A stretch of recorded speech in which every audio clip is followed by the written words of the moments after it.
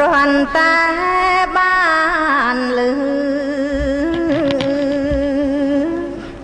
ធម៌ទាំងស្នា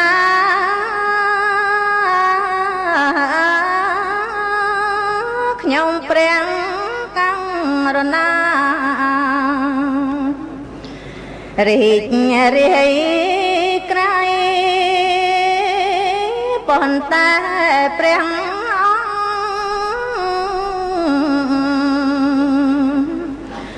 សង្ខេបផ្លៃតែមានអត្តន័យខ្លឹមសារនឹងគិតចង់អង្វរព្រះគុណណា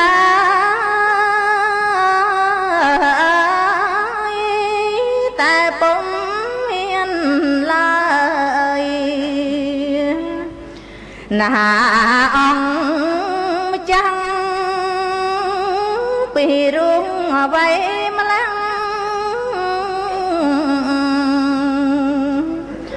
ចំចាំងច្បាំងតាមដេញការព្រះពុតមែនពិតអង្គអព្រះគុណ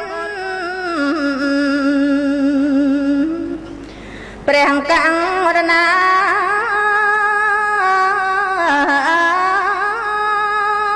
សាវក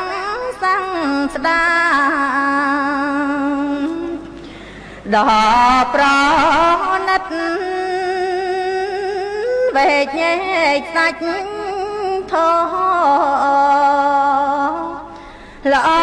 ពេញចិត្តបញ្ហាជីវិតរបស់សត្វព្រះធម៌ព្រៀបដូចជាអាជ្ញា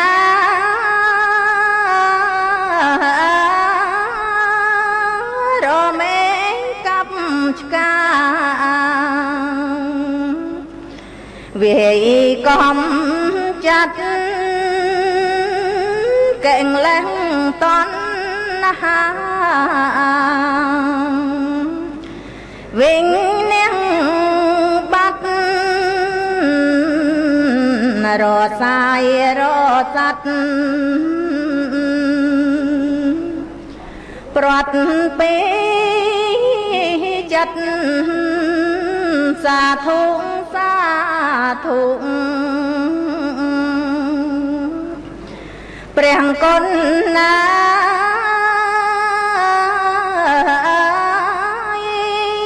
ឥឡូវចប់ហើយសោកស្ដាយពិតអវាទព្រះពុទ្ធញ៉ាំងសាច់ចរិតឲ្យចេញអាណិតគិតមេត្តាមានចិត្តអភ័យ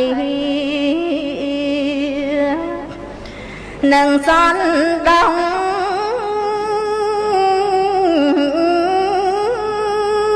បានលើ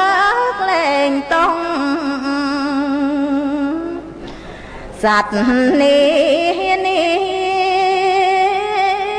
ហើយអំណាចនៃសត្វធា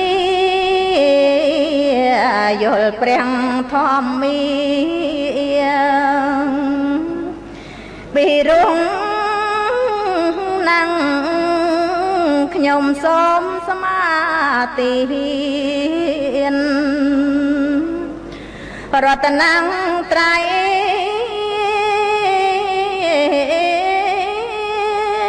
ទីពឹង